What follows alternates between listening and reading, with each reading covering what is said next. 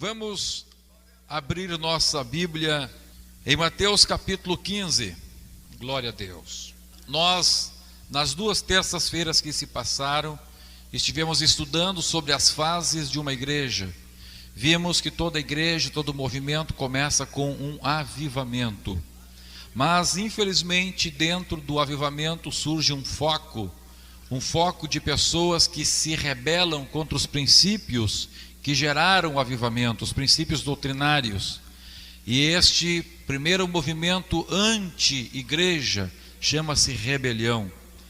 E a Bíblia Sagrada nos mostra que se este foco de rebelião não for extirpado da igreja, não sair da igreja, não sofrer ação disciplinar da igreja, se forma então uma divisão dentro da igreja. Então surgem 2 igrejas dentro de uma igreja. E a Bíblia Sagrada nos mostra também, nos ensina um princípio espiritual, que este foco de rebelião contra os princípios doutrinários, os princípios daquele avivamento, este foco acaba se alastrando, porque a Bíblia diz que a linguagem destes homens, ela corrói como câncer. A Bíblia então demonstra que este princípio espiritual, eu digo infelizmente, acontece na igreja, ou seja, de que o mal sobrepuja o bem. Por quê? Porque Deus estabelece princípios paralelos, tanto no mundo espiritual como no mundo material. E assim como na nossa vida, se o câncer não for extirpado, ele, embora sendo minoria, acaba se tornando maioria. Assim também acontece no corpo espiritual. A igreja é um corpo espiritual. Então, se aquela igreja, se aquela congregação, se aquela denominação, se aquele ministério, se aquela convenção, se aquele concílio, seja o nome que tomar, ele deixar haver esta divisão dentro da igreja, fatalmente aqueles que se rebelaram contra os princípios do avivamento, eles vão tomar conta, eles vão tomar o poder. E quando estas pessoas tomam o poder, então elas transformam aquilo que era certo em errado, e aquilo que era errado passa a ser o certo. A Bíblia chama esta inversão de valores da fé de apostasia. Para que este grupo segure as pessoas dentro daquela igreja agora apostatada dos princípios do avivamento, este grupo cria então aquilo que a Bíblia chama de idolatria. E eles criam uma idolatria da própria igreja, uma idolatria do movimento. Nós vemos dentro do cristianismo a primeira vez isto acontecendo com o catolicismo romano, que através do Concílio de Latrão determinou a doutrina de que aquela pessoa que deixa a igreja católica, que deixa aquilo que a igreja católica chama de igreja mãe, deixa a sua igreja, essa pessoa perde a salvação. Confundem igreja visível com igreja invisível, colocam a igreja acima de Deus ou no lugar de Deus. Isto chama-se idolatria. Por meio da idolatria, as pessoas então se acomodam em uma denominação, as pessoas se acomodam em um ministério, em uma igreja, em uma religião, achando que pelo fato de estarem naquela igreja são salvas, pelo fato de terem o título são salvas. Então isto, ao invés de salvá-las, pelo contrário, está justamente determinando a condenação destas pessoas, porque qualquer que pratica idolatria não entrará no reino de Deus. A idolatria à igreja é hoje o maior empecilho para um avivamento mundial, porque as pessoas se acomodam a uma vida de formalismo religioso, as pessoas se acomodam a uma vida de frieza espiritual, porque dizem, eu estou na minha igreja. Então, paralelamente a esta idolatria de igreja, manifesta-se aquilo que é a base de toda a idolatria, a trindade satânica, que é Deus Pai, Deus Filho e uma deusa mãe. Então se cria a figura da igreja mãe. Então as pessoas dizem, você não pode sair da sua igreja mãe, quando essa ideia de igreja mãe é antibíblica, e a única vez que a Bíblia atribui o título de mãe para uma organização terrena, a Bíblia atribui isso para a igreja idólatra. A Bíblia chama de Agar de a mãe dos carnais, e a Bíblia chama a grande Babilônia de a mãe de todas as abominações da terra. Mas diz a Bíblia a respeito dos salvos: a nossa mãe está no céu, que é a Nova Jerusalém. Glória a Deus, bendito seja o nome do Senhor. Agora, meus irmãos, na terça-feira passada, então, nos dedicamos a estudar como que a apostasia entra na igreja. E nós vimos, em primeiro lugar, que a apostasia é um sinal do arrebatamento. Em segundo lugar, nós vimos que a apostasia, ela tem 5 armas para que seja implantada dentro de uma igreja. E quando nós começamos a falar sobre a base doutrinária que os apóstatas se utilizam para impor a apostasia na igreja, o nosso tempo terminou. Nós vimos 2 aspectos dessa base doutrinária. Em primeiro lugar, nós vimos que se procura dizer que doutrina é uma coisa e que costume é outra. Então se dissocia a teoria da prática. Isto chama-se hipocrisia. Quando nós pregamos uma coisa que não vivemos, quando pregamos santificação, mas os nossos hábitos, os nossos usos e os nossos costumes não condizem com aquilo que diz a teoria, nós nos tornamos em pessoas hipócritas. Agora também vimos, meus irmãos, que um dos argumentos é que Deus quer somente o coração. Este é o segundo argumento da base doutrinária dos apóstatas. Vimos que também isto é a mais cínica pregação da hipocrisia.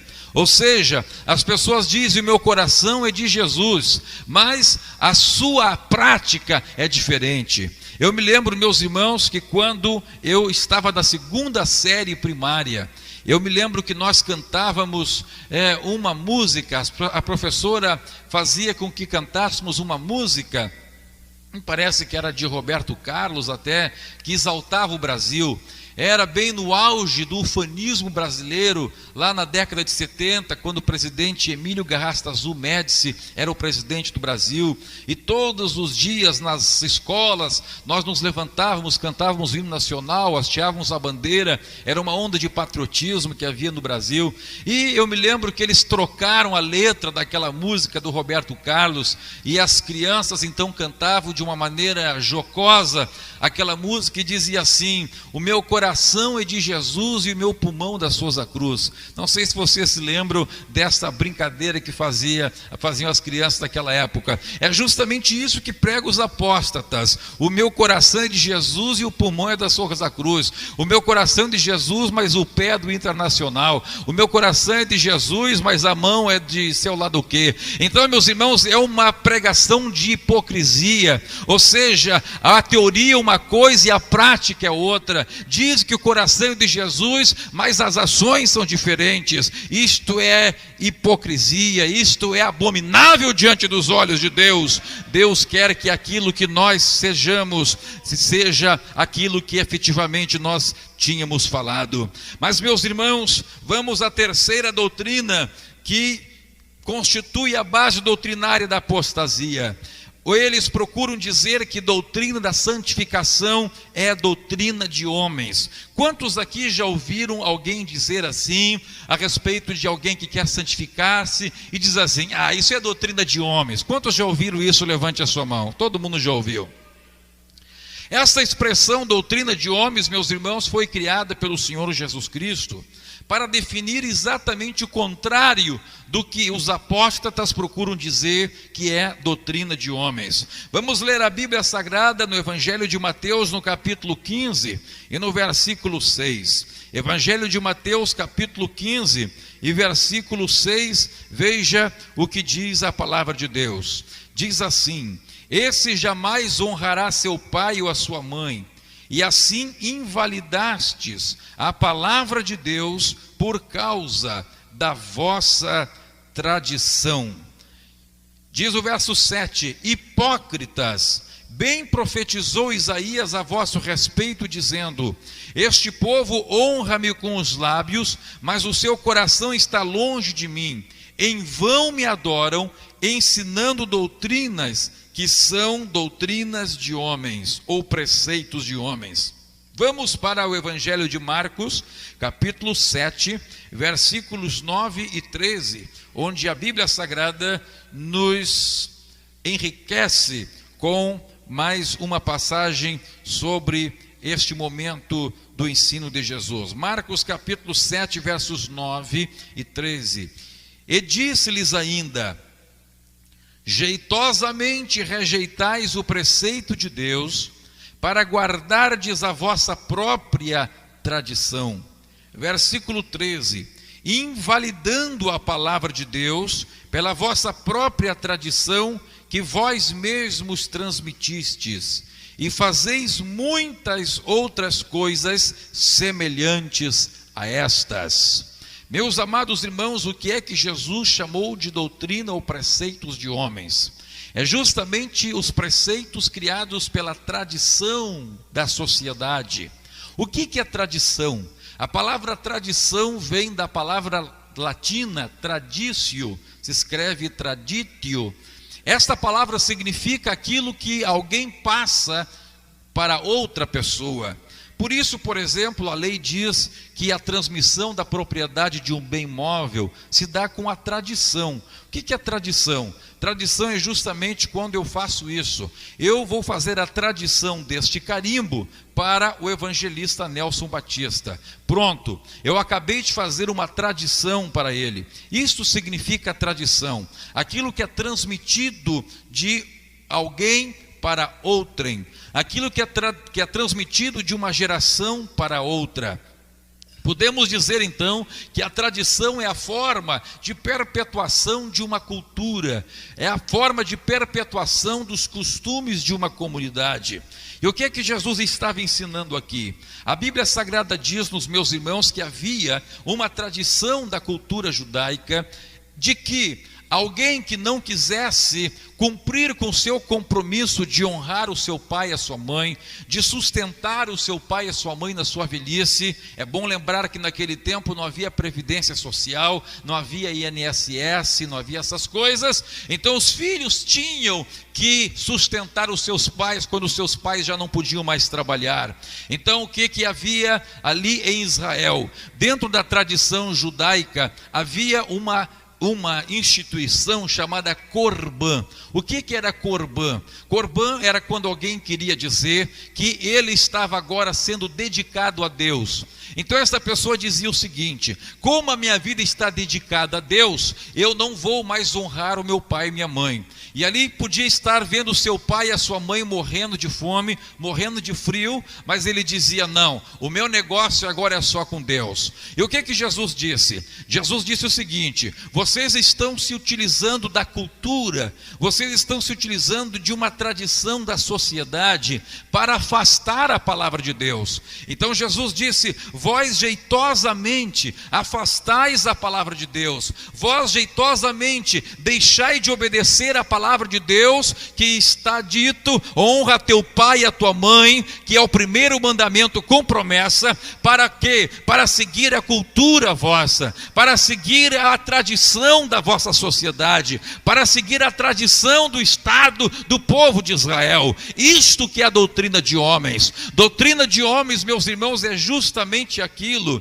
que muitas escolas de missões, por exemplo, estão pregando. Que, por exemplo, meus irmãos, isto tem envergonhado a igreja brasileira. Se você chegar em muitos países, se você chegar, por exemplo, ali em Guiné-Conakry, se você chegar em muitos países da terra, você verá o quê? Você verá pessoas que estão totalmente apostatadas da fé. E o que essas pessoas dizem? Essas pessoas dizem: eu tenho que me adaptar à cultura do país. É muito comum, meus irmãos, você ver pessoas que, por exemplo, chegam lá nos Estados Unidos, e aqui no Brasil eram pessoas simples, eram pessoas que procuravam obedecer à palavra de Deus, que viviam na simplicidade da fé. Aí você chega lá nos Estados Unidos, onde eles estão agora, agora, e aí você vê aquele pastor, a sua esposa totalmente diferente, a sua esposa de cabelo cortado, pintada, usando roupa de homem, cheia de joias, aquele homem que aqui era simples lá, agora bebe cerveja, bebe vinho,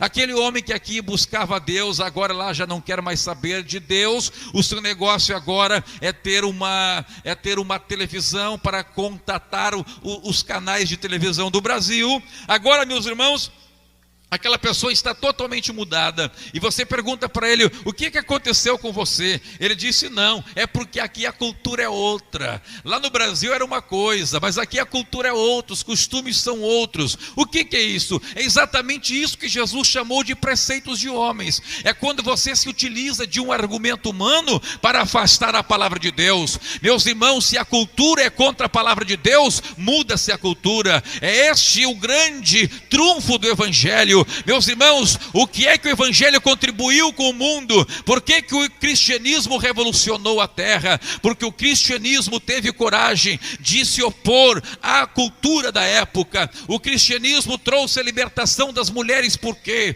Porque naquele tempo em que o cristianismo surgiu, como até hoje em muitas sociedades orientais, a mulher era meramente objeto. Os rabinos judeus discutiam se mulher tinha alma ou se não tinha. Até hoje, meus irmãos, em muitos lugares a mulher é considerada meramente como objeto, mas surge o cristianismo, surge o apóstolo Paulo e declara com todas as letras no livro ou na carta aos Gálatas, agora já não há diferença entre judeu e grego, entre homem e mulher, porque todos são um em Cristo Jesus Cristo. Aleluia! É isto que faz o cristianismo. O cristianismo tem poder enquanto marca relevância com a sociedade. A pregação do Evangelho, ela tem poder enquanto ela é sal no meio de uma sociedade, porque quando o sal torna-se insípido, ele não serve para mais nada, a não ser para ser pisado pelos homens. Doutrina de homens, é isso que estão fazendo por aí. Doutrina e preceitos de homens, é quando alguém pega os argumentos de que a sociedade mudou e nós temos que mudar. Doutrina de homens é quando alguém diz, a sociedade está muito alterada, e se nós não seguirmos a sociedade, nós vamos perder os jovens da igreja. Doutrina de homens é quando alguém diz que para que um jovem permaneça na igreja, tem que fazer festinha todo fim de semana, tem que fazer uma cancha de futebol de salão do lado da igreja, tem que fazer um time na igreja, tem que levar o jovem para tomar piquenique, ir para a beira de uma praia ou para a beira de um açude, tirar a roupa e ficar quase que desnudos. Isto é doutrina de homens, porque estão jeitosamente tentando afastar a pregação da santificação da palavra de Deus. Mas quando alguém se levanta para pregar a verdade de Deus, isto não é doutrina de homens, isto é coragem para pregar a mensagem genuína do Evangelho do Senhor Jesus Cristo. Oh, glórias ao nome do Senhor Jesus. Mas os apóstatas procuram pregar esta mentira, e escute uma coisa, de tanto uma mentira ser pregada, ela pode parecer verdade, e é exatamente isso que nós temos visto. Pessoas que estão dentro de uma igreja apóstata,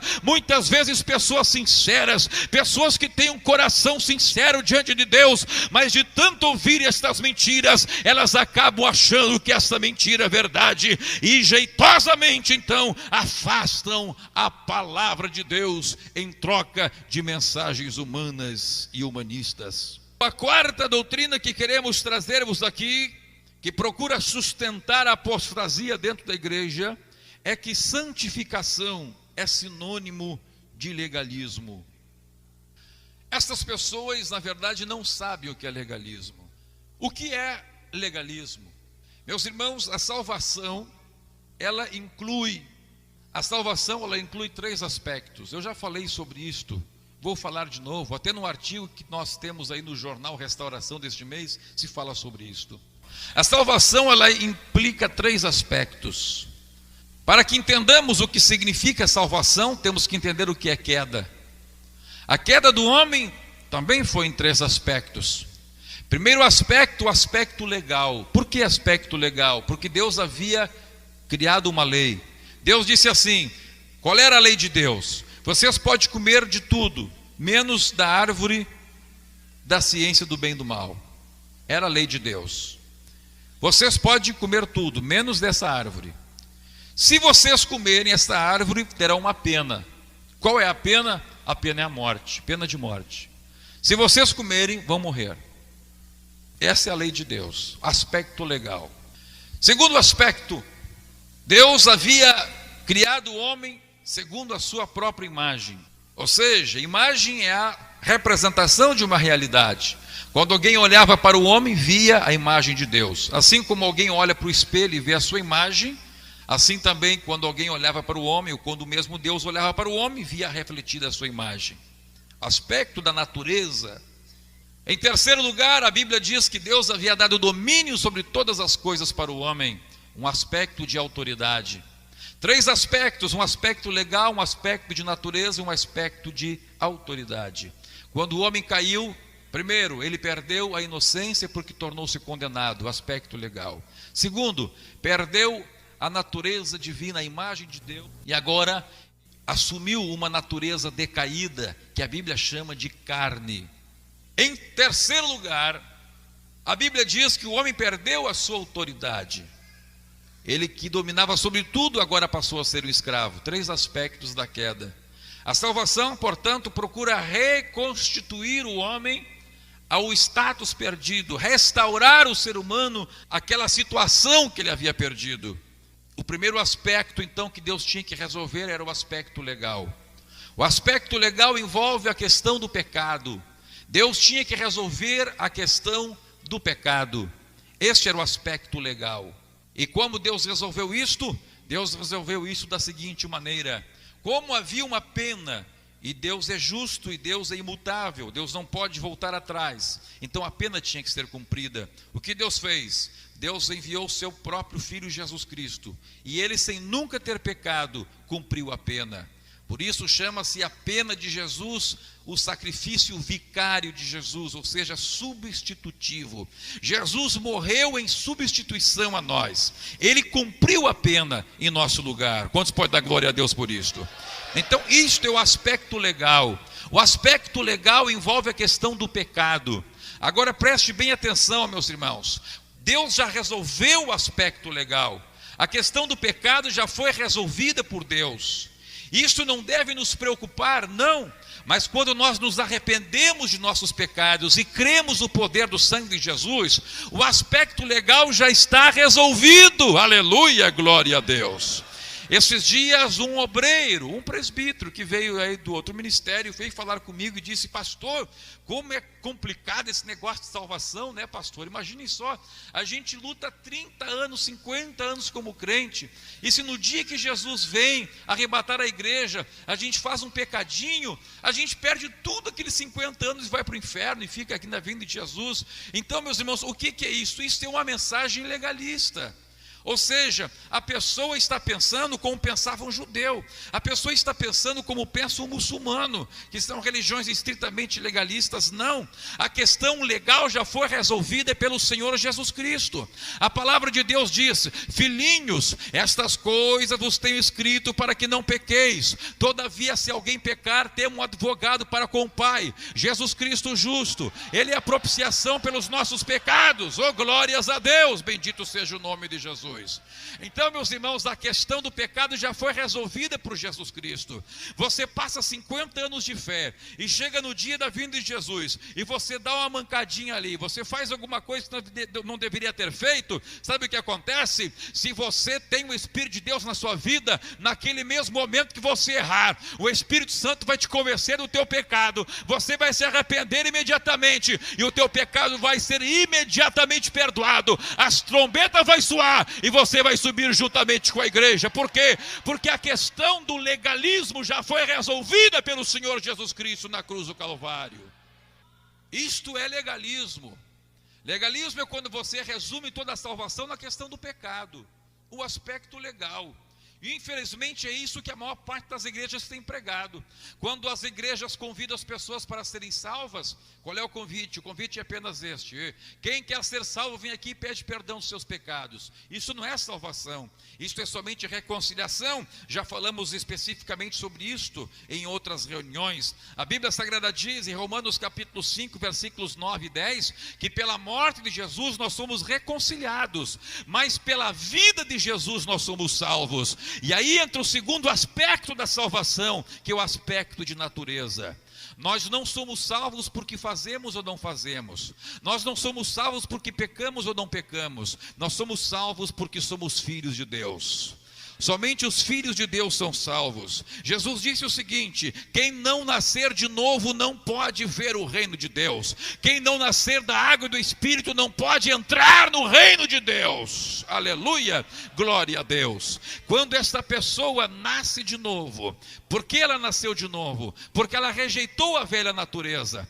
Quando nós recebemos o perdão dos pecados, nós rejeitamos os pecados. Pecados são ações, pecados são atos. Mas quando nós nascemos de novo, nós não rejeitamos somente atos, nós rejeitamos a nossa própria vida, nós rejeitamos o nosso jeito de viver. Por isso Jesus disse: aquele que quiser salvar a sua vida, perdê-la-á, mas o que perde a sua vida por amor de mim, este a salvará. Isso significa novo nascimento. Isso significa que nós não devemos somente rejeitar o pecado, mas nós devemos rejeitar a velha natureza que nos conduz para o pecado. Se você tratar a questão da salvação somente no aspecto legal, você vem aqui na frente, pede perdão dos seus pecados e você volta para o mundo e você continua fazendo pior do que fazia antes, e você vai ter 7 vezes mais demônios do que tinha antes. A Bíblia Sagrada diz, o próprio Senhor Jesus Cristo disse, que quando o demônio sai de alguém e essa pessoa então fica liberta daquele demônio,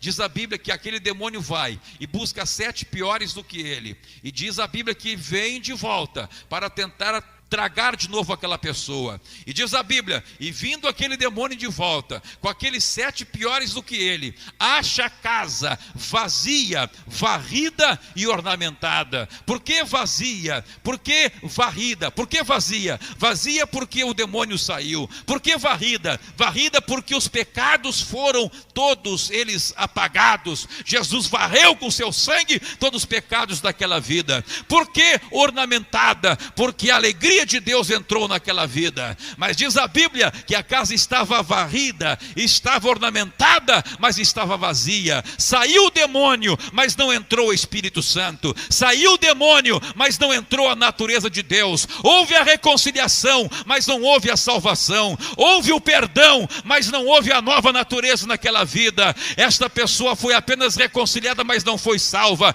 É isso que acontece quando alguém não nasce de novo. É isso que acontece quando a pessoa quer receber perdão de seus pecados, quer ser crente, mas quer continuar sendo a velha criatura. A sua casa fica vazia e essa pessoa torna-se pior do que antes. Mas quando a pessoa rejeita a sua velha natureza, quando a pessoa renuncia a si mesmo, toma a sua cruz e segue Jesus, então a casa não fica mais vazia, porque o segundo aspecto da salvação acontece na sua vida. A sua natureza é mudada e entra na sua vida a nova natureza de Deus. Deus começa a viver na vida dessa pessoa e ele começa a dizer: não mais vivo eu, mas Cristo vive em mim. Não mais vivo eu, mas Cristo vive em mim. O Espírito de Deus agora vive na minha vida. Oh, glórias ao nome do Senhor Jesus Cristo. O gamadaiga parabashuda rabacanta rabalara sharamaganda karabashanda. Mas meus irmãos, glória a Deus que você está aqui, porque você não quer ser vazio, mas você quer ser cheio da pessoa de Jesus Cristo. Você não quer ser vazio, mas você quer ser cheio da natureza divina. Aleluia, seja cheio de Deus, seja cheio da pessoa de Jesus Cristo, seja cheio da presença de Deus na sua vida. Aleluia, o demônio pode chegar, mas quando ele chegar, a casa vai estar ocupada. Quando ele chegar, vai ter uma tabuletinha na frente da casa: ocupado, ocupado, ocupado. Ripanta cambarabachandarabacurabarabaxalabagai. Oh glória, oh glória, oh glória. Eu sinto a glória de Deus aqui neste lugar. Eu sinto a presença de Deus aqui neste lugar. Então essas pessoas confundem questão que é legalismo. Então, por exemplo, se a gente prega aqui que o crente, é bom que o crente não tenha televisão, e é inadmissível que um obreiro tenha televisão. Então chega alguém e diz assim: ei, isso é legalismo. Legalismo nada. Pelo contrário, legalista é quem se apega na questão legal. E eu pergunto uma coisa para você: existe porventura na Bíblia um versículo que diz que é proibido ter televisão? Existe ou não existe? Não existe. Então isso não é questão de legalismo. Por que então que se fala questão de televisão? Questão de televisão é o seguinte: eu vou fazer uma pergunta para você. A pessoa que tem televisão na sua casa, a pessoa que sai do culto, vai lá assistir um filme, vai assistir tantas coisas na televisão, ele está alimentando a nova natureza ou é a velha natureza? A nova ou é a velha? Assistir um filmezinho, uma novelinha, alimenta a nova natureza ou a velha natureza?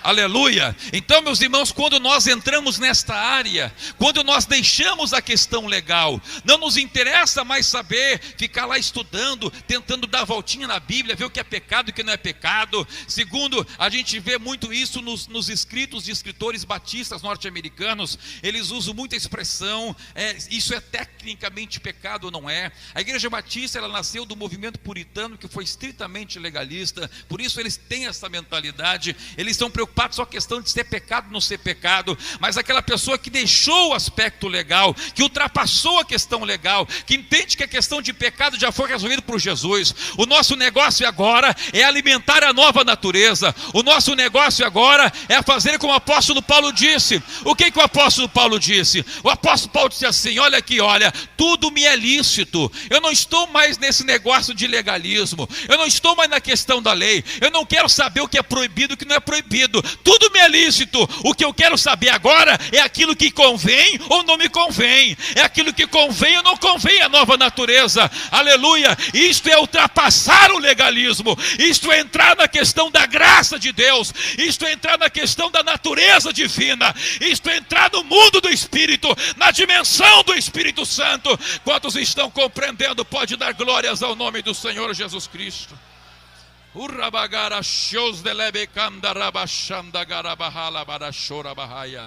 Oh glória, oh glória, oh glória a Deus, oh glória a Deus, oh glória a Deus. Eu quero dizer uma coisa para você: se eu fosse legalista, eu teria uma baita televisão na minha casa, mas glória a Deus que eu não vivo mais debaixo da lei, eu vivo debaixo do Espírito Santo. Eu não estou procurando agradar a lei, eu estou procurando agradar ao Espírito Santo de Deus na minha vida. E é por isso que eu não tenho televisão na minha casa, porque eu deixei de ser legalista. Eu quero viver na dependência, na direção e na dimensão do Espírito Santo de Deus, porque eu quero que o Espírito Santo viva e se agrade de viver na minha vida. Quantos podem compreender isto? Diga para a pessoa que está ao seu lado: deixe o legalismo e viva na dimensão do Espírito Santo. Diga para quem está ao seu lado, diga para quem está à sua esquerda e à sua direita: oh glória a Deus, oh glória a Deus, oh glória a Deus, oh glória a Deus. O legalista pode chamar de você de apóstata, mas ele que, ou melhor, o apóstata chama você de legalista, mas ele sim que é legalista, porque não conseguiu ultrapassar a questão da lei, não entrou na dimensão do Espírito. Entre na dimensão do Espírito de Deus e compreenda o mistério e a profundidade de viver uma vida em Deus. Oh rabaganda gabaraba shuri kotelebe cantaraba shubi cambarabarabahaya rupandara machanda e cantama sem pantambaraba chanda garabahai. Aleluia. A última base doutrinária da apostasia é que nós temos que nos atualizar. Segundo o apóstata, ele diz lá, o apóstolo Paulo diz: fiz-me de tudo para com todos, para ganhar alguns, fiz-me de tolo para com os tolos, fiz-me como se estivesse debaixo da lei para os que estão debaixo da lei. Então, nós temos que nos atualizar, meus irmãos. Uma coisa é se fazer de tolo, outra coisa é ser tolo. O apóstolo pode dizer, eu fiz-me de tolo, mas ele não era tolo, aleluia. Glória a Deus. Você pode se fazer de bobo, mas você não é bobo, meu irmão. Você é inteligente, aleluia, glória a Deus. Você pode se fazer de uma pessoa comum e chegar lá, né? Em vez de dar paz do Senhor para uma pessoa, chegar, bom dia, tudo bom para o Senhor. Você se faz que é como ele, mas você não é igual a ele. Você é cidadão celestial, glórias a Deus. Bendito seja o nome do Senhor, aleluia, glória a Deus. Esse negócio, tem que se atualizar. A igreja tem que se atualizar para crescer. Isso é mentira do inimigo, irmãos, é mentira do inferno. Isto é doutrina da apostasia. Meus irmãos, sabe o que a igreja tem que fazer? Na verdade, a igreja não tem que se atualizar, pelo contrário, cada vez a igreja tem que voltar mais a ser como era lá na igreja primitiva. Bendito seja o nome do Senhor Jesus Cristo. Eu faço um desafio para você, meu irmão, eu faço um desafio para qualquer líder religioso. Eu digo assim, olha, se você acha que você tem que atualizar a sua igreja, tem que colocar luzes psicodélicas, tem que apagar as luzes, fazer aquele gelo seco, aquela fumaça de gelo seco, como tem muito lugar, tem que fazer show agora. Antes era culto, agora é show gospel. Ai, meus irmãos, que coisa triste. Tem que atualizar nada, sem vergonha desse diabo que fica dizendo essas coisas, meus irmãos. Meus irmãos, o que nós temos que voltar é ser como uma igreja primitiva, aleluia. Põe uma igreja com luz psicodélica, põe uma igreja que tem que apagar a luz, tem luz roxa, luz amarela, luz vermelha, tem fumacinha, virou uma danceteria a igreja. Põe uma igreja desse jeito e põe do lado dela uma igreja onde os endemoniados são libertos, onde os paralíticos saem andando, onde o canceroso é curado, onde o crente é batizado com o Espírito Santo, onde a santidade é pregada. Põe uma do lado da outra e vê o que acontece. Nós temos é que ser como a igreja primitiva era. Nós temos que colocar o joelho no chão, temos que colocar a cara no pó, temos que jejuar e orar e dizer: Deus, restaura-nos como tu queres.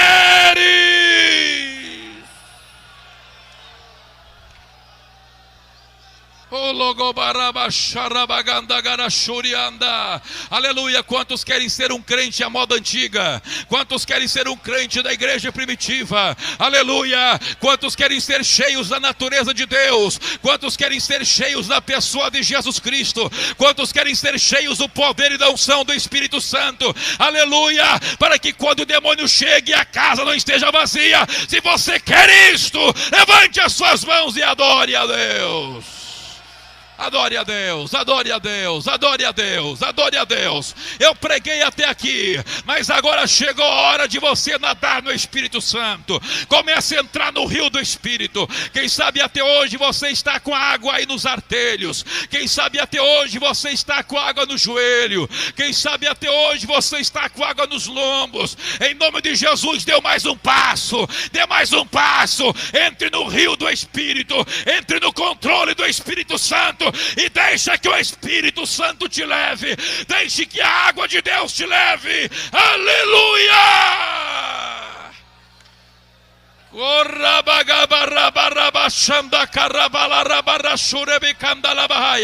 Erga suas mãos aos céus e adore, adore, adore, adore, adore, adore, adore, adore, adore, adore, adore, adore, adore, adore. Glorifique, glorifique, glorifique, glorifique, glorifique, glorifique. Vai glorificando, vai glorificando, vai glorificando, vai glorificando, vai glorificando, vai glorificando. Glorifica o nome do Senhor, glorifica o nome do Senhor, glorifica o nome do Senhor. Vai glorificando.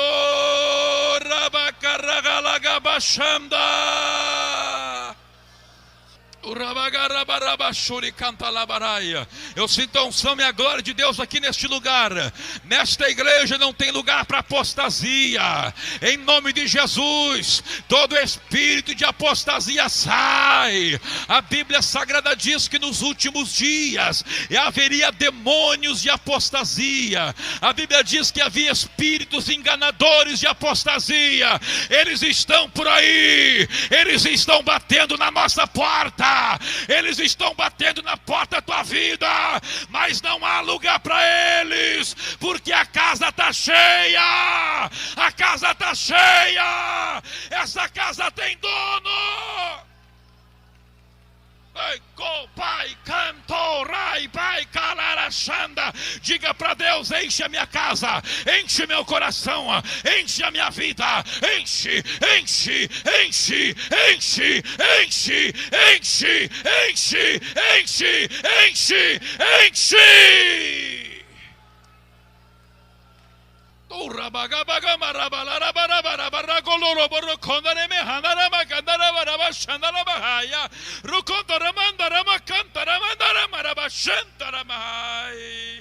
Glória, glória, glória, glória, glória, glória, glória, glória, glória, glória. Glória a Deus, glória a Deus, glória a Deus, glória a Deus, glória a Deus, glória a Deus. Glória a Deus, glória a Deus, glória a Deus. Isso mesmo. Vai dando glória a Deus, vai dando glória a Deus. Se você sentir de saltar, salte. Se você sentir de bater palmas, bata. Mas se alegre em Deus. Lobeco provo este cruhite clai bernevri corre brai choramagai. Glória a Deus, glória a Deus. Fique em pé se você está sentindo a presença de Deus. Fique em pé você que quer ser cheio de Deus, você que quer ter a natureza de Deus na sua vida. Oh glória a Deus, oh glória a Deus, oh glória a Deus. Vai glorificando, segure a tua mão levantada aí, pegue na mão do teu irmão que está aí do teu lado, pegue na mão do teu irmão aí, aleluia. Quem sabe ele está desanimado, levanta a mão dele, levanta a mão dele. Levanta a mão do teu irmão aí e diga para ele: meu irmão, enche a tua casa com a presença de Deus. Diga para o teu irmão aí: irmão, enche a casa, enche a casa, enche a casa com a presença de Deus, enche a casa. Quando a casa está cheia, não tem lugar para demônio. Quando a casa está cheia, não tem lugar para adultério. Quando a casa está cheia, não tem lugar para esporte competitivo. Quando a casa está cheia, não tem lugar para mentira. Quando a casa está cheia, não tem lugar para vaidade. Quando a casa está cheia, não tem lugar para contenda. Quando a casa está cheia, não tem lugar para murmuração. Não tem lugar para fofoca. Quando a casa está cheia, não tem lugar para o diabo, é somente glória.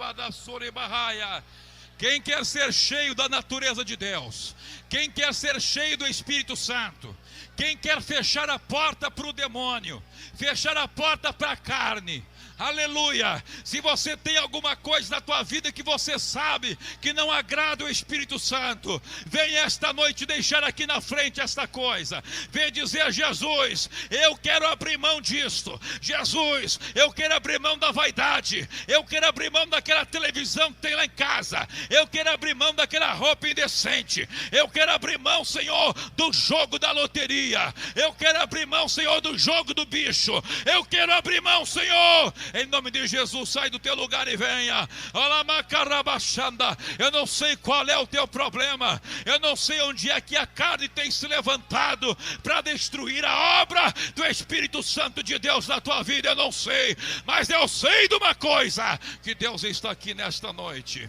Eu sei de uma coisa: que o Espírito Santo quer encher a tua vida. Eu sei de uma coisa: que quando a casa estiver cheia, o inimigo não vai mais poder fazer nada contigo.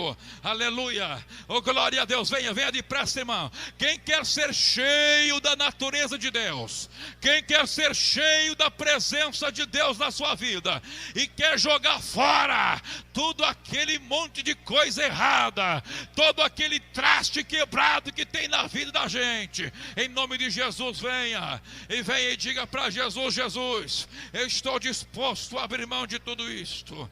Eu estou disposto a abrir mão de tudo isto. Cristo. Oh, glória a Deus. Oh, glória a Deus. Oh, glória a Deus. Oh, glória a Deus. Oh, glória a Deus.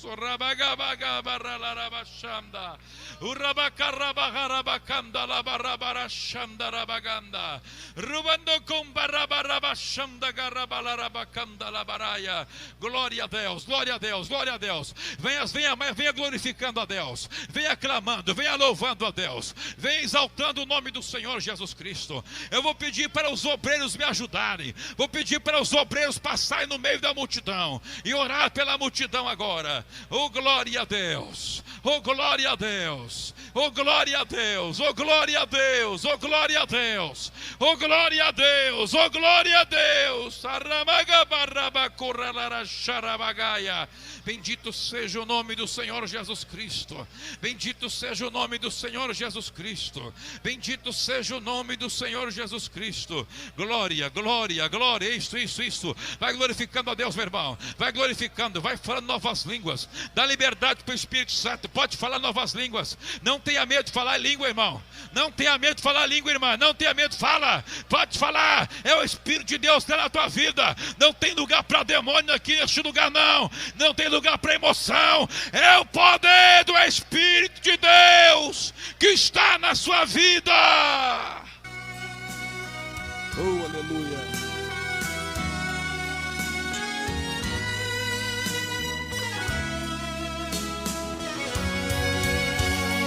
Filho, eu sou teu companheiro. Filho, eu sou teu amigo. Se estás em angústia, eu sou teu alento. Na tua fraqueza, o teu sustento. Quando todos te abandonam, estou ao teu lado. Sou eu quem luto por ti quando estás calado. Nunca te deixarei, com amor de ti cuidarei. Sou a porta que está aberta pra você passar.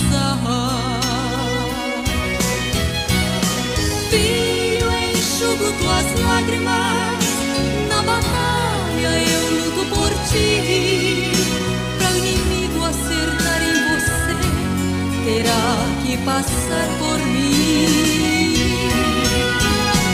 Sou tua fortaleza, teu remédio na hora da dor. Sou Jesus Cristo, te amo e te fiz vencedor.